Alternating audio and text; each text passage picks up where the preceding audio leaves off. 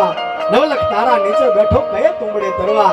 આ ધરતીમાં જેણે જેણે બલિદાન આપ્યું છે ને એના ગુણગાન ગવાના છે. જેણે જેણે ભક્તિ કરી છે, જેણે જેણે સુરવીરતા દાખવી છે ને એના ગુણગાન ગવાના છે. ભલામણા મેવાડના મીરાબાઈ એમના ગુરુ કોણ હતા? સંત રોહિદાસ હતા. ભલામણા ચમારનું કામ કરતા હતા, જોડા આંધવાનું કામ કરતા હતા. ઘણી બધી વાતો કરવાની છે, પણ એની પહેલા આવ તારા ગજે હેઠા મૂકી વજન મેલીને વરવા, નવલખ તારા નીચે બેઠો કહે તુંબડે તરવા. 14 ભુવનનો નાથી આવે ચપટી ધૂળની પ્રીતે, અહીંયા તો વજન કરે હારે મનવા ભજન કરે જીતે. અને કોણ કહે કે આ જગતમાં જગદીશની હસ્તી નથી?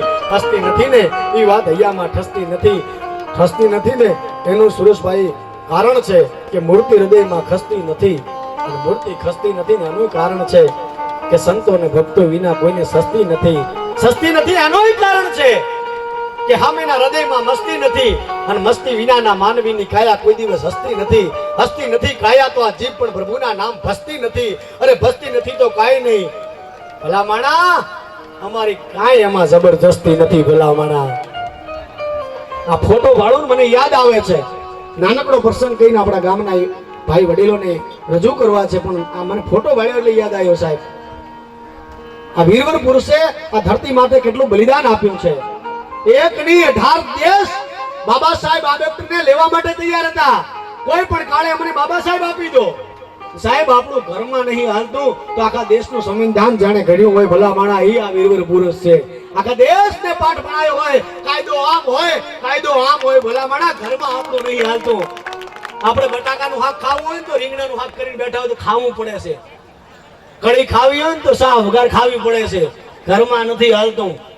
હવે આ તો ભીંડાનું શાક ખાવું છે. ના ના, ભીંડાનું નહીં, બટાકાનું ખાવું. બટાકાનું ખાવું પડે.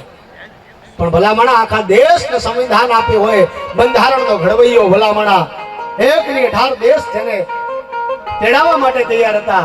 અને સાહેબ આ સમાજ જ્યારે ઊંઘતો હતો ને, ભારત દેશ આઝાદ થઈ ગયો, પણ સાહેબ બાબા સાહેબ ઊંઘતા નતા, એમને ઊંઘ નથી આવતી. ત્યારે કોઈ માણસે પૂછ્યું કે બાબા સાહેબ તમને ઊંઘ નથી આવતી? કે મારો સમાજ હુઈ રહ્યો છે, મને ક્યાંથી ઊંઘ આવે? ભલામણા અને એ દિવસે સમાજ માટે થઈ અને હડતાળ ઉપર ઉતરે, ભૂખ હડતાળ ઉપર ઉતરે.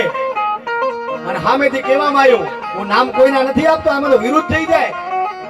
સામેથી કહેવામાં આવ્યું કે તમે ભૂખ હડતાળ ઉપરથી ઉતરી જાઓ બાબા સાહેબને, નહીંતર તમારો મુકુંદરાય ભત્રીજો છે ને બાંધીને બાળી નાખવામાં આવશે. અને સાહેબ થોડાક દિવસો પછી ઝાડના થડે બાબા સાહેબ આંબેડકરના ભત્રીજાને બાંધીને બાળી નાખવામાં આવ્યો હતો. અને તે દિવસે બાબા સાહેબ આંબેડકરે કીધું હતું કે સમાજ માટે આવા મુકુંદરાય હજારો તૈયાર કરવા બેઠો છો. ભલામણા એક મુકુંદરાયની બલિદાન કરું છું આ ભારત દેશ માટે. સમાજ માટે જેને બલિદાન આપ્યું છે એને અમે યાદ કરીએ છીએ. ઘરેની દુનિયામાં ગયા ફેફે ઘડીક શણગાર મર્દોનો સજી લો તો મજા છે. સાહેબ ઈ મારી સામે ઓઢા પરિવાર બેઠો છે. પણ વધારે વાર ન કરતા ઘણી બધી વાતો કરવાની છે, ઘણો બધો આનંદ કરવાનો છે, ઘણા બધા કલાકારોને સાંભળવાનો છે. પણ સમયના મર્યાદામાં, સમયના સોગઠામાં આપણા ફાંગણી ભજન મંડળીમાંથી એક ભાઈને કહીશું કે આવો ગણપતિ વંદના. સમયની મર્યાદામાં તો ભાઈ શ્રીને કહીશું ગણપતિ વંદના કરવામાં આવે. ફાંગણી ભક્ત મંડળ